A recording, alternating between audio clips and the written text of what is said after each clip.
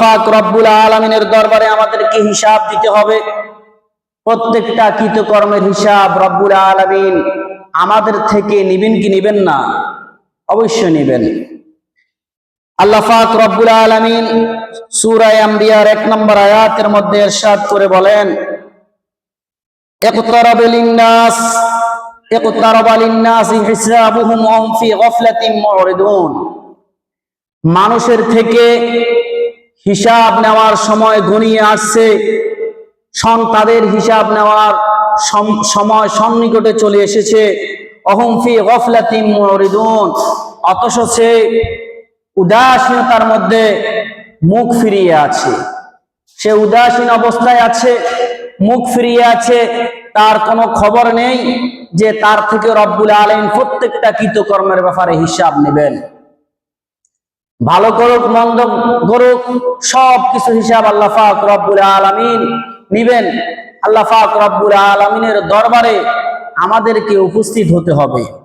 আল্লাহ পাক রব্বুল আলামিন সূরা আম্বিয়ার 97 আয়াতের মধ্যে ইরশাদ করে বলেন, ওয়াক্তারাবাল ওয়া'দুল হাক্কু ফাইযা হিয়া শাখিসাতুন আবসারুল লাযিনা কাফারু। ওয়াক্তারাবাল ওয়া'দুল হাক্কু, সত্য প্রতিশ্রুতি, যে রব্বুল আলামিন যে সত্য প্রতিশ্রুতি দিয়েছেন যে কিয়ামত ঘটবে, রব্বুল আলামিনের দরবারে সবাইকে উপস্থিত হতে হবে, এই সত্য ওয়াদার সময় সন্নিকটে, অতি নিকটে, এটা অতি কাছে চলে এসেছে। ফাইযা হিয়া শাখিসাতুন আবসারুল লাযিনা কাফারু, এটা দ্বারা অর্থাৎ ওয়াক্তারাবাল ওয়া'দু, এটা দ্বারা কিয়ামতকে বোঝানো হয়েছে। যখন কিয়ামত কায়েম হবে, তখন তারা যখন দেখবে আল্লাহ পাক রব্বুল আলামিনের ওয়াদা প্রতিশ্রুতি সত্য, তখন কাফের মুশরিক পাপিষ্ঠেরা ফাইযা হিয়া শাখিসাতুন আবসারুল লাযিনা কাফারু, কাফেরদের চক্ষু বিচলিত হয়ে যাবে, বিস্ফোরিত হবে তাদের চক্ষুগুলা। তখন তারা বলতে থাকবে, ইয়া ওয়াইলানা ক্বাদ কুননা ফি গাফলাতিন মিন হাযা বাল কুননা যালিমিন। তখন তারা বলবে, হায় আফসোস, হায় আমাদের দুর্ভোগ, যে আমরা এই ব্যাপারে উদাসীন ছিলাম, বরং আমরা এই ব্যাপারে উদাসীন ছিলাম না, বরং আমরা জালেম ছিলাম। আমরা কি ছিলাম? বাল কুননা যালিমিন, বরং আমরা জালেমের অন্তর্ভুক্ত ছিলাম। এই জন্য কিয়ামত আসার আগে আগে, কিয়ামতে হাসরের ময়দানে আল্লাহ পাক রব্বুল আলামিনের দরবারে পুনরায় আমরা আল্লাহ পাক রব্বুল আলামিনের দরবারে দণ্ডায়মান হওয়ার আগে আগে আমাদের হিসাবটা আমরাই নেওয়া দরকার। এজন্য বলা হয়েছে, হাসিবু ক্বাবলা আন তুহাসাবু, তোমার থেকে হিসাব নেওয়ার আগে আগে তুমি তোমার নিজের হিসাবটা মিলিয়ে নাও। আল্লাহ পাক রব্বুল আলামিন সূরা জিলজালের মধ্যে বলেন, ইযা জুলজিলাতিল আরদু জিলজালাহা, যখন জমিন, পৃথিবী মহাকম্পনে প্রকম্পিত হবে, যখন জমিন কম্পনে প্রকম্পিত হবে, ওয়া খরাজাতিল আরদু আসকালাহা, এবং জমিনের ভিতরে যাহা কিছু আছে, যাহা কিছু গুপ্ত আছে, সমস্ত কিছু জমিনে বের করে দিবে। মুফাসসিরিন কেরাম লেখেন যে জমিনে যে ওয়া খরাজাতিল আরদু আসকালাহা, জমিন যে তার ভিতরের সমস্ত বোঝা যে বের করে দিবে, এটার অর্থ হলো যত কবরবাসী আছে সমস্ত কবরবাসীকে সে বের করে দিবে। তারা পুনরায় জীবিত হয়ে, পুনরুত্থিত হয়ে আল্লাহর দরবারে উপস্থিত হবে কিয়ামতের ময়দানে। আবার কেউ কেউ বলেছেন, জমিনের ভিতরে যে গুপ্তধন রয়েছে, স্বর্ণ গয়না এবং কি হীরা জওহরাত, সমস্ত রকমের দামি দামি যত সম্পদ আছে, সমস্ত সম্পদগুলা, সমস্ত বোঝগুলা সে কি করে দিবে? উতলিয়ে দিবে, সমস্ত কিছু বের করে দিবে। তখন মানুষ বলবে, হায়রে, এই সম্পদের জন্য আমি আত্মীয়তা ছিন্ন করেছি, এই সোনা দানার জন্য, এই টাকা কড়ির জন্য, এগুলার জন্য, এই সম্পদের জন্য আমি অমুককে হত্যা করেছি। সরে বলবে যে আমি এই সম্পদের জন্য আমি হাত হারিয়েছি, আমি চুরি করার কারণে। তখন আফসোস করতে থাকবে। ক্বালাল ইনসানু মা লাহা, এবং মানুষ বলবে তার কি হলো, তার কি হলো বলতে অর্থাৎ জমিনের কি হলো, জমিন এরকম করে কেন? এটা কাফের মুশরিক বেঈমানেরা যারা পাপিষ্ঠ, যারা আখিরাত বিশ্বাস করতো না, তারা এই অবস্থা দেখে তাদের চক্ষু বিস্ফোরিত হবে এবং তারা বলবে, হায়, এটা তো সত্য ওয়াদা, এটা তো ঘটে গেছে, এটা কি হতে লাগলো। প্রথম অবস্থাতে তারা দিশেহারা হয়ে যাবে। ওমা হুম বিসুকারা ওয়ালাকিন্না আযাবাল্লাহি লাশাদীদ, ওয়ালাকিন্না আযাবাল্লাহি শাদীদ। আল্লাহর আযাব হলো শক্ত আযাব। এবং কি তারা ওমা হুম বিসুকারা, তারা মাতালের মতন হবে না, কিন্তু অবস্থায় তাদের মাতাল করে রাখবে, তাদেরকে বেদিশা বানিয়ে দিবে, দিশেহারা করে দিবে। এমত অবস্থায় হয়ে যাবে। ওমা হুম বিসুকারা ওয়ালাকিন্না আযাবাল্লাহি শাদীদ। আল্লাহর আযাব হলো শক্ত আযাব, আল্লাহর ধরা হলো শক্ত ধরা। তখন বলবে ওয়াকাল ইনসানু মা লাহা, মানুষ বলবে জমিনের কি হলো। তখন দেখতে পাবে তারা কিয়ামত কায়ে সংঘটিত হয়ে গেছে। ইয়াউমা ইযিন তুহাদ্দিসু আখবারাহা, জমিনে তখন জমিনের অবস্থা এরকম হবে যে জমিনে থাকা অবস্থায় মানুষ যাহা কিছু করেছে সব কিছু সে বর্ণনা করে দিবে রব্বুল আলামিন দরবারে। ইয়াউমা ইযিন তুহাদ্দিসু আখবারাহা, জমিন সেই দিন সব কিছু ভালো মন্দের ব্যাপারে, কি কৃতকর্ম, মানুষে কি কর্ম করেছে, ভালো করেছে না মন্দ করেছে, সব কিছু সে কি করে দিবে, বর্ণনা করে দিবে। এই ব্যাপারে রাসূল সাল্লাল্লাহু আলাইহি ওয়াসাল্লামের একটি হাদিস পাওয়া যায়। হযরত আবু হুরায়রা রাদিয়াল্লাহু তাআলা আনহু থেকে হাদিসটি বর্ণিত। ক্বালা, তিনি বলেন, ক্বারা রাসূল সাল্লাল্লাহু আলাইহি ওয়াসাল্লাম হাদিহিল আয়া, আল্লাহ রাসূল সাল্লাল্লাহু আলাইহি ওয়াসাল্লাম যখন এই আয়াত তেলাওয়াত করলেন, ইয়াউমা ইযিন তুহাদ্দিসু আখবারাহা, যেই দিন, ওই ইয়াউমা ইযিন সেই দিন জমিন কি করবে, তুহাদ্দিসু আখবারাহা, জমিনে তার সমস্ত খবর সমস্ত কিছু সে বর্ণনা করে দিবে। এই ব্যাপারে আল্লাহ রাসূল বলেন, ক্বালা তাদরুনা মা আখবারাহা, ও আমার সাহাবীরা, তোমরা কি জানো জমিনে কি সংবাদ সে বর্ণনা করে দিবে। ক্বালু আল্লাহু ওয়া রাসূলুহু আ'লামু, তখন সাহাবায়ে কেরামকে যখন রাসূল প্রশ্ন করলেন, রাসূল সাল্লাল্লাহু আলাইহি ওয়াসাল্লামকে তারা জবাব দিলেন, ক্বালু আল্লাহু ওয়া রাসূলুহু আ'লাম, আল্লাহ রাসূল ভালো জানে, আল্লাহ রাসূল ভালো জানে, আমরা তো জানি না। তখন আল্লাহ রাসূল প্রশ্নের জবাবে বলেন, ক্বালা ফা ইন্না আখবারাহা, আল্লাহ রাসূল বলেন তার খবর দেওয়ার ব্যাপারটা হলো আনতা শাদা আলা কুল্লি আবদিন ওয়া আমাতিন, জমিন প্রত্যেকটা নরনারীর ব্যাপারে, প্রত্যেকটা বান্দাবান্দির ব্যাপারে সে সাক্ষী দিবে। বিমা আমিলা আলা যহরিহা, জমিনের সৃষ্টির উপরে ওই বান্দাবান্দিরা কি আমল করেছে, নেক আমল করেছে না বদ আমল করেছে, ভালো সৎ কর্ম করেছে কি নাকি অসৎ কর্ম করেছে, সমস্ত কিছু ওই জমিনে সাক্ষী দিবে, বর্ণনা করে দিবেন। আনতাকুলা আমালা আলাইয়া কাযা ওয়া কাযা, আমিলা আলাইয়া কাযা ওয়া কাযা, তখন জমিন বলবে, রব্বুল আলামিন, আপনার এই বান্দা আমার এই পৃষ্ঠের উপরে থাকিয়া, জমিনের উপরে থাকিয়া এই নেক আমল করেছে, এই নেক আমল করেছে। আর যদি বদ আমল করে তখন বলবেন, রব্বুল আলামিন, এই জালেম আপনার জমিনে থাকিয়া, আমার পৃষ্ঠের উপরে থাকিয়া এরকম আপনার নাফরমানি করেছে, বদ আমল করেছে, খারাপ আমল করেছে। এইভাবে বান্দা বান্দির ব্যাপারে সাক্ষী দিবে। এটা হলো ইয়াউমা ইযিন তুহাদ্দিসু আখবারাহা, সেই দিন বান্দা বান্দির ব্যাপারে জমিন কি দিবে, সাক্ষী দিবে। সৎ কর্ম করলে সেটার ব্যাপারে সাক্ষী দিবে, অসৎ কর্ম করলে সেটার ব্যাপারে কি দিবে, সাক্ষী প্রদান করবে।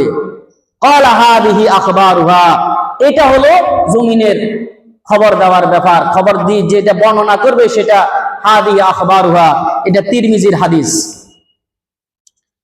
তাহলে জমিনে সব কিছু বর্ণনা করে দিবে, আমরা যাহা কিছু করতেছি, হ্যাঁ, এখন বলতেছে না, তখন কিন্তু এটা সাক্ষী হয়ে দাঁড়িয়ে যাবে। এই জন্য আমরা সাবধান হয়ে যাই। আল্লাহ পাক আমাদেরকে সৎ কর্ম করার তৌফিক দান করেন, সকলে বলেন আমিন। আর অসৎ কর্ম থেকে বিরত থাকার তৌফিক দান করেন। বিআন্না রাব্বাকা আওহালাহা, এটা এই জন্য হবে বিআন্না রাব্বাকা, কেননা আপনার প্রভু আওহালাহা, তাকে কি করবেন, নির্দেশ দিবেন, এই জন্য সে বলবে। আল্লাহ পাক জমিনকে নির্দেশ দেওয়ার কারণে সে কি সব কিছু বলে দিবে।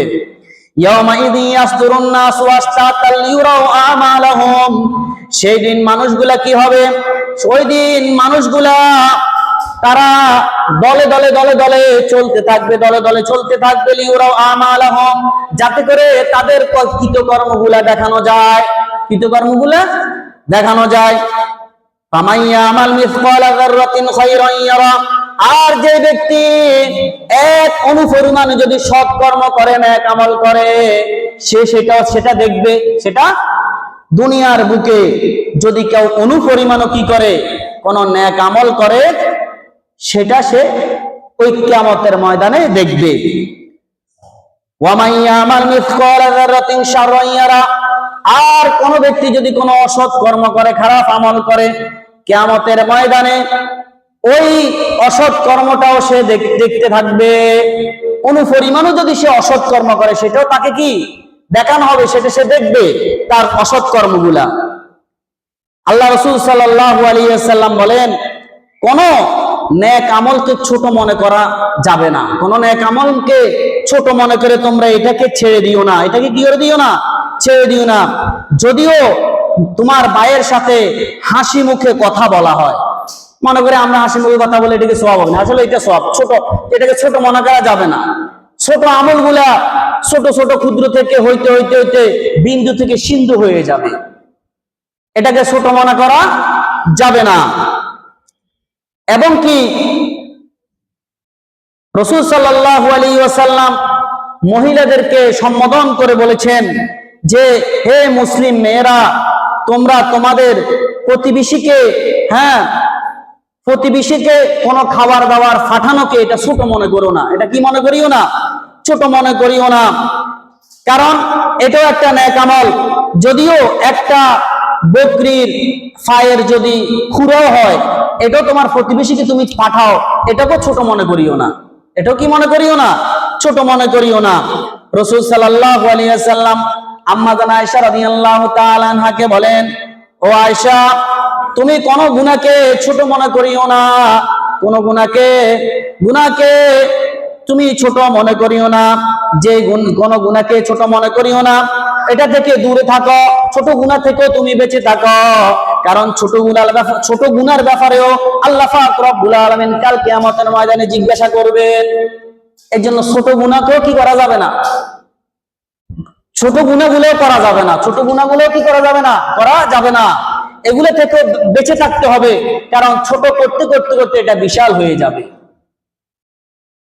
ফামাইয়া আমাল মিসকালা যাররাতিন খায়রান ইয়ারা ওয়া মাইয়া আমাল মিসকালা যাররাতিন শাররান ইয়ারা, যে ব্যক্তি অনুপরিমাণ যদি নেক আমল করে, কাল কিয়ামতের ময়দানে আল্লাহ পাক রব্বুল আলামিন তাকে সেটা দেখাবেন, সে সেটা দেখবে। এবং কি অনুপরিমাণ যদি অসৎ কর্ম করে, সেটাও ওই ব্যক্তি কিয়ামতের ময়দানে সেটা সে দেখবে, সেটা সে দেখতে থাকবে। আল্লাহ পাক রব্বুল আলামিন আখিরাতের ব্যাপারে প্রায় 2000 আয়াত আল্লাহ পাক রব্বুল আলামিন অবতরণ করেছেন, এবং কি প্রায় 6000 আয়াত আল্লাহ পাক রব্বুল আলামিন আখিরাতকে বুঝানোর জন্য অবতরণ করেছেন, বুঝিয়েছেন।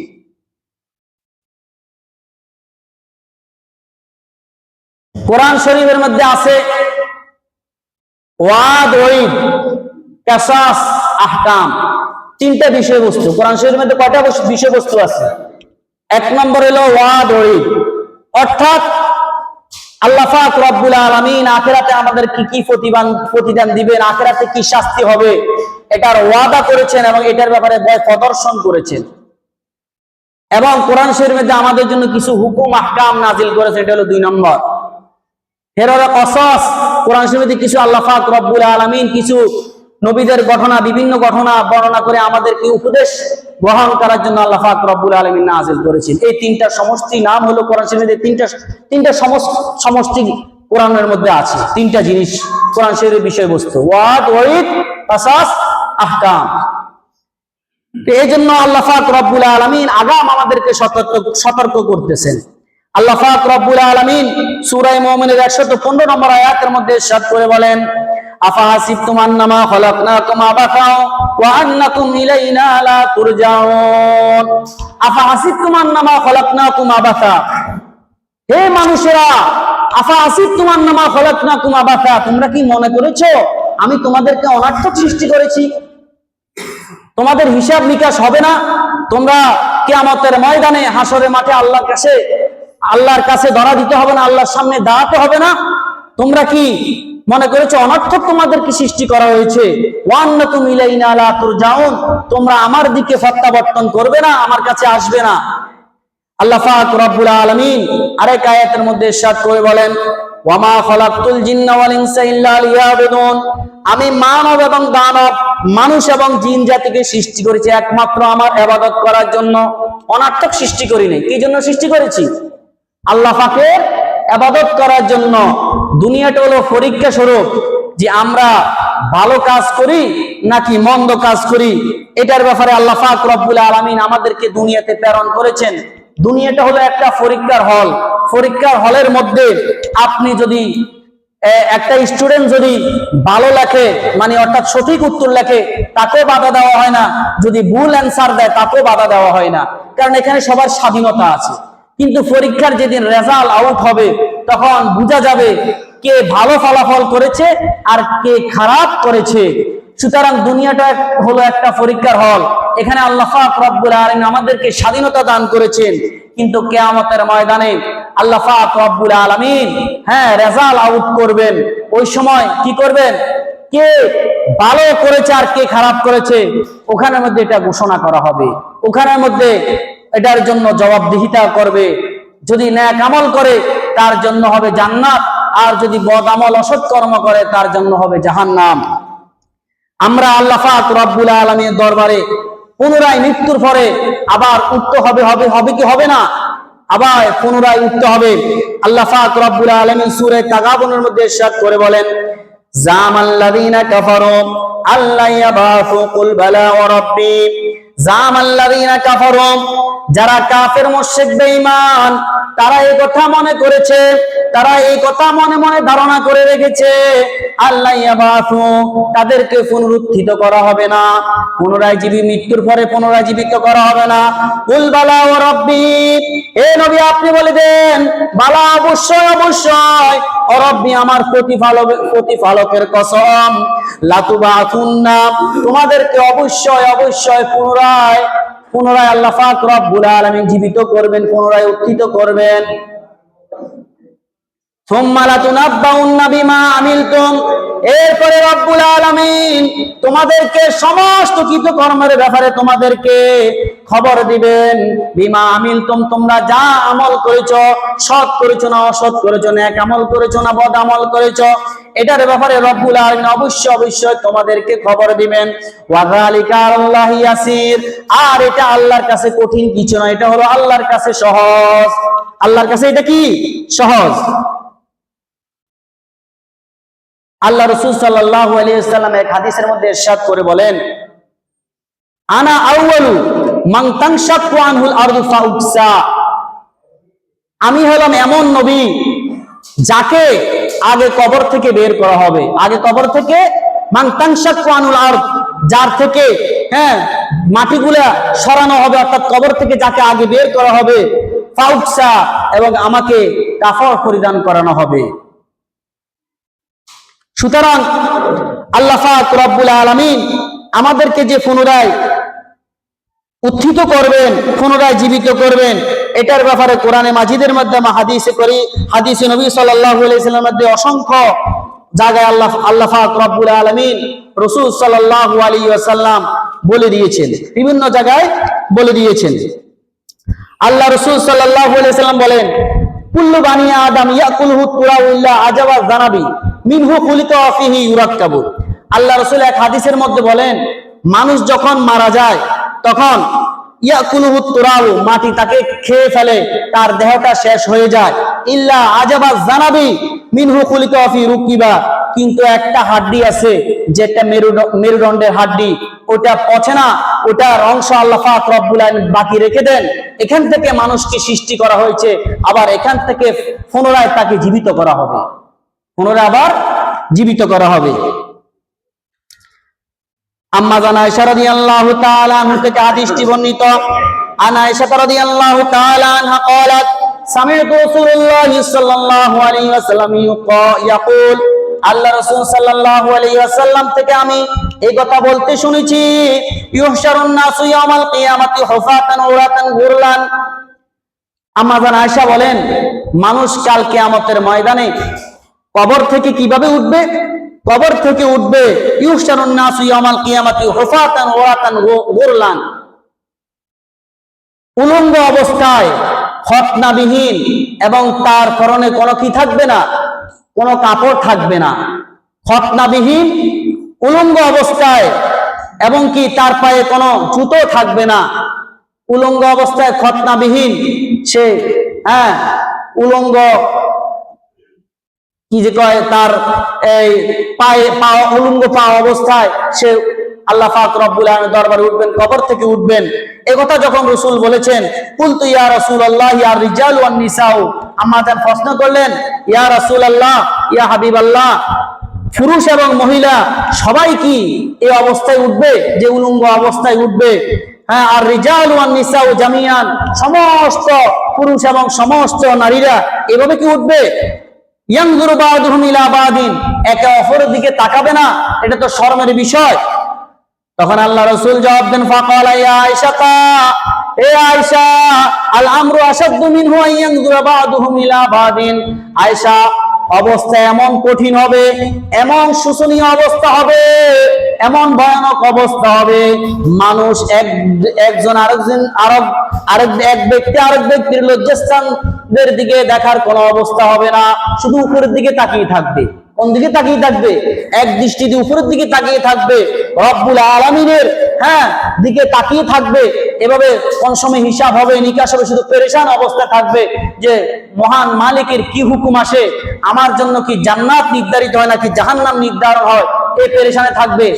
এক ব্যক্তি আরেক ব্যক্তির দিকে তাকানোর কোনো সুযোগ নাই। অবস্থা এরকম ভয়ানক হবে, এমন মুসিবতের অবস্থা হবে, একজন আরেকজনের দিকে তাকাবে না, তাকাবার সুযোগ সুযোগই হবে না। আল্লাহ পাক রব্বুল আলামিন বলেন, ওয়াইযাল কুবুরু বুফিরাত আলিমাত নাফসুম মা কদ্দামাত ওয়া আখরাত, যখন কবরকে উন্মোচিত করা হবে তখন আলিমাত নাফসুম মা কদ্দামাত ওয়া আখরাত, মানুষ পিছনে কি কৃতকর্ম করেছে, সামনের জন্য কি রেখেছে, সব কিছুর ব্যাপারে তাকে জানিয়ে দেওয়া হবে। সে জানবে, সবকিছুর ব্যাপারে সে জানবে যে হারে আমি পৃথিবীতে কি করেছি, নেক আমল করেছি না বদ আমল করেছি, আর আখিরাতের জন্য কি সঞ্চয় করেছি, সব কিছুর ব্যাপারে সে জানবে। আল্লাহ রাসূল সাল্লাল্লাহু আলাইহি ওয়াসাল্লাম আরেক হাদিসের মধ্যে ইরশাদ করে বলেন, ইন্নাকুম মাহশুরুনা হুফাতান উরাতান গুরলান, তোমরা হাসর করবে কি অবস্থায়? উলঙ্গ অবস্থায়, খতনাবিহীন, এবং কি খালি পায়ে তোমরা হাসর করবে। সুম্মা করা, এরপরে আল্লাহ রাসূল এক আয়াত পড়লেন, কোরআন মাজিদের এক আয়াত পড়লেন, কামা বাদানা আউয়ালা খালকিন নুইদু, যেভাবে আল্লাহ পাক রব্বুল আলামিন প্রথমবার আমাদেরকে সৃষ্টি করেছেন, আমাদেরকে আল্লাহ যে প্রথমবার সৃষ্টি করেছেন, আমরা কি খতনা সহকারে মায়ের গর্ভ থেকে বের হয়েছি না খতনাবিহীন? খতনাবিহীন। আমাদের গায়ে কি পোশাক ছিল কি ছিল না? কোনো পোশাক ছিল না, উলঙ্গ অবস্থায় ছিলাম। আমাদের পা কি খালি ছিল না জুতা ছিল? খালি পায়ে ছিলাম। সুতরাং কামা বাদানা আউয়ালা খালকিন নুইদু, যেভাবে প্রথমবার আল্লাহ পাক আমাদেরকে সৃষ্টি করেছেন, এইভাবে আল্লাহ পাক পুনরায় এরকম সৃষ্টি করে হাসরের ময়দানে উঠাবেন। এরপরে আল্লাহ রাসূল বলেন যে সর্বপ্রথম হযরত ইব্রাহিম আলাইহিস সালামকে কি করা হবে? কাফর পরানো হবে। ইব্রাহিম আলাইহিস সালামকে কি করানো হবে? কাফর পরানো হবে। আউয়ালু মান ইউকসা ইয়াউমাল কিয়ামাতি ইব্রাহিম, সর্বপ্রথম যাকে কাফর পরিধান করানো হবে তিনি হলো হযরত ইব্রাহিম আলাইহিস সালাম। মুফাসসিরিনে কেরাম লিখেছেন, উলামা কেরাম লিখেছেন, ইব্রাহিম আলাইহিস সালামকে কেন আগে পোশাক পরানো হবে? এই যাওয়ার মধ্যে কিতাব, তাফসীরের কিতাবের মধ্যে লেখেন, হযরত ইব্রাহিম আলাইহিস সালাম সর্বপ্রথম মিসকিনকে, ফকিরকে কাপড় দান করেছেন, কাপড় পরিয়েছেন।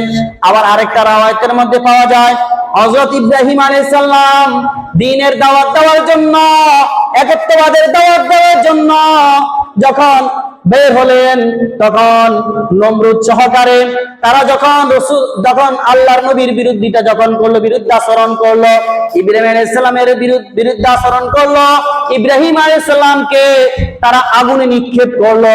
আগুনে এমন অবস্থা নিক্ষেপ করেছেন, তার দেহ থেকে সমস্ত কাপড় চোপড় খুলে তাকে আগুনে নিক্ষেপ করা হয়েছে। সে দিনের দাওয়াত দিতে গিয়া নবী ইব্রাহিম আলাইহিস সালাম, ইব্রাহিম খলিলুল্লাহ, আল্লাহর পয়গম্বর, দিনের দাওয়াত দেওয়ার কারণে, একাত্মবাদের তাওহীদের দাওয়াত দেওয়ার কারণে উলঙ্গ অবস্থায় আগুনে নিক্ষেপ হতে হয়েছে। ওই কাফেররা, বেঈমানেরা তারা কি করেছেন, উনাকে উলঙ্গ করে আগুনের মধ্যে নিক্ষেপ করেছেন। সেজন্য রব্বুল আলামিন কিয়ামতের মাঠে সর্বপ্রথম তিনাকে কাপড় পরিধান করাবেন, এরপরে রাসূল সাল্লাল্লাহু আলাইহি ওয়াসাল্লামকে কাপড় পরিধান করাবেন। ইব্রাহিম আলাইহিস সালামকে যে কাপড় পরিধান করাবেন, এই হযরত আব্দুল্লাহ ইবনে মাসউদ রাদিয়াল্লাহু তাআলা আনহু থেকে হাদিসটি বর্ণিত। রাসূল সাল্লাল্লাহু আলাইহি ওয়াসাল্লাম বলেন, সর্বপ্রথম ইব্রাহিম আলাইহিস সালামকে কিয়ামতের ময়দানে কাপড় পরিধান করানো হবে। আর ফেরেশতাদেরকে বলবে, ওরে ফেরেশতারা, যাও আমার বন্ধুর জন্য এক জোড়া কাপড় নিয়ে আসো। এমন একটা কাপড় নিয়ে আসা হবে যেটা হবে নরম, যেটা হবে পাতলা, আর যেটা হবে সাদা। বেহেশত থেকে এই নরম পোশাক এবং কি সাদা পোশাক নিয়ে তিনাকে পরানো হবে। এরপরে আমাদের নবী, দয়ার নবী, মায়ের নবী রাহমাতাল লিল আলামিনকে কাপড় পরিধান করানো হবে। তাহলে হাসরের ময়দানে আমরা কিভাবে উঠব? আগে যেভাবে সৃষ্টি হয়েছে, প্রথমবার উলঙ্গ অবস্থায় এবং কি হতনাবিহীন এবং কি খালি পায়ে উঠানো হবে। কবর থেকে মানুষ হাসরের ময়দানে যখন যাবে, তখন আল্লাহ রাসূল সাল্লাল্লাহু আলাইহি ওয়াসাল্লাম বলেন, ইউহশারুন নাসু ইয়াউমাল কিয়ামাতি সালাসাতা আসনাফ। মানুষ যখন কবর থেকে উঠবে, কবর থেকে উঠার সময় যখন দ্বিতীয় সিংহা ফুঁক দেওয়া হবে ইসরাফিল আলাইহিস সালাম, তখন দ্বিতীয় সিংহা ফুঁক দেওয়ার পরে আল্লাহ পাক রব্বুল আলামিন যত মানুষকে মৃত্যু দান করেছেন, সমস্ত মানুষকে জীবন দান করবেন। এবং কি যাদেরকে মাছে খেয়ে ফেলছে, যাদেরকে বাঘে খেয়ে ফেলছে, যাদের দেহ বিশেষ শেষ হয়ে গেছে, ওই রূহগুলোকে আল্লাহ পাক রব্বুল আলামিন দেহ দান করবেন এবং তাদেরকে কি করবেন, আল্লাহ পাক রব্বুল আলামিন ময়দানে মহাশারে পুনরায় জীবিত করে উঠাবেন। এবং কি মানুষ তিনভাবে মানুষ কবর থেকে উঠবেন। কয়ভাবে উঠবেন? তিনভাবে উঠবেন। আল্লাহ রাসূল বলেন, ইহশারুন নাসু ইয়াউমাল কিয়ামাতি সালাসাতা আসনাফ। মানুষ কিয়ামতের ময়দানে তিন গ্রুপ হয়ে উঠবে। সিনফান মাশাতিন, এক গ্রুপ হবে তারা চলা অবস্থা তারা চলবে, হাঁটতে থাকবে। অসিনফান রুকবানান, আর এক গ্রুপ হবে তারা সাওয়ার অবস্থায় চলতে থাকবে।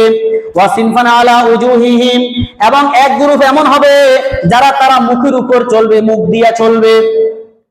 কিলা ইয়া রাসূলুল্লাহ, তখন আল্লাহ রাসূলকে প্রশ্ন করা হলো, ওয়া কাইফা ইয়ামশুনা আলা উজুহিহিম, তারা মুখ দিয়ে কিভাবে চলবে? তখন আল্লাহ রাসূল বলেন, ক্বালা ইন্নাল্লাযী আমশাহুম আলা আকদামিহিম, যে আল্লাহ তাদেরকে পায়ে চলাতে সক্ষম, ক্বাদিরু আলা আইয়ামশিহুম আলা উজুহিহিম, ওই রব্বুল আলামিন তাদেরকে মুখও চালাতে কি সক্ষম। আল্লাহর জমিনে কিছু মাখলুক আছে চার পায়ে চলে, আমিনহুম মাইয়ামশি আলা রুকবাই, আমিনহুম মাইয়ামশি আলা বাতনিহি, আর কিছু জীবজন্তু আছে যেগুলা পেট দ্বারা চলে, সাপ বিচ্ছু, এগুলা চলে কি চলে না? তো ওই যে আল্লাহ পেট দ্বারা চালাতে পারে, যে আল্লাহ চার পা দ্বারা চালাতে পারে, যে আল্লাহ দুই পা দ্বারা চালাতে পারে, সে আল্লাহ কি মুখ দ্বারা চালাতে পারে না? অবশ্যই পারে। এটা কি জন্য করবেন? এটা এই জন্য করবেন তাদেরকে অপমানিত করার জন্য।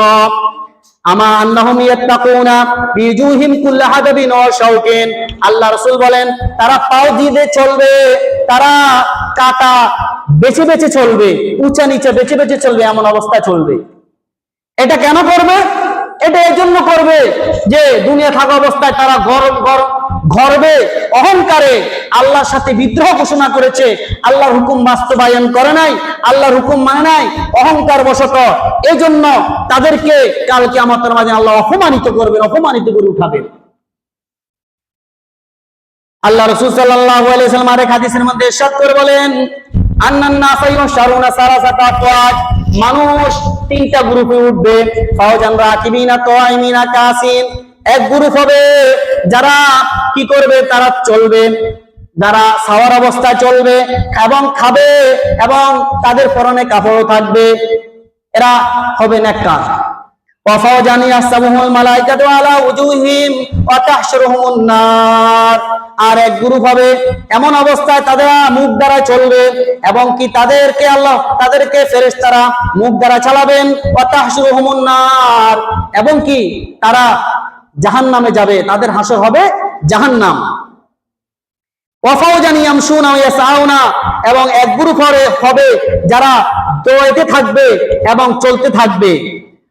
তারাদের মুখ দ্বারা চলবে, এই ব্যাপারে আল্লাহ পাক রব্বুল আলামিন কোরআনে কারীমের সূরাতে বনী ইসরাঈলের 97 নম্বর আয়াতের মধ্যে ইরশাদ করে বলেন, ওয়া নাহশুরহুম ইয়াওমাল কিয়ামাতি আলা উজুহিম উমিয়াও ওয়া বুকমা সুম্মা মাওয়াহুম জাহান্নাম। সূরা বনী ইসরাঈলের 97 নম্বর আয়াতের মধ্যে আল্লাহ পাক রব্বুল আলামিন বলেন, ওয়া নাহশুরহুম ইয়াওমাল কিয়ামা, কাল কিয়ামতের ময়দানে পাপিষ্ঠরা, কাফের, বেঈমান, মুশরিকরা তারা কিভাবে চলবে? আলা উজুহিহিম, তারা মুখ দ্বারা চলবে। বুকমান উমিয়ান, তারা কি হবে? তারা বুকমান উমিয়ান ওয়া সুম্মা, তারা অন্ধ থাকবে, তারা বড়া থাকবে, তারা বোবা অবস্থায় উঠবে অন্ধ করিয়া, এবং কি তারা বধির হবে এবং তারা কানে কিছু শুনবে না, এমন অপমানিত করে উঠবেন। এরপরে হিসাব নিকাশ নেওয়ার সময় তাদেরকে আবার শ্রবণ শক্তি দান করবেন এবং কি তাদের দেখার শক্তি দান করবেন, এবং কি তারা জাহান্নাম ছাড়া আর কিছুই দেখবে না, জাহান্নাম ছাড়া আর কিছু দেখবে না।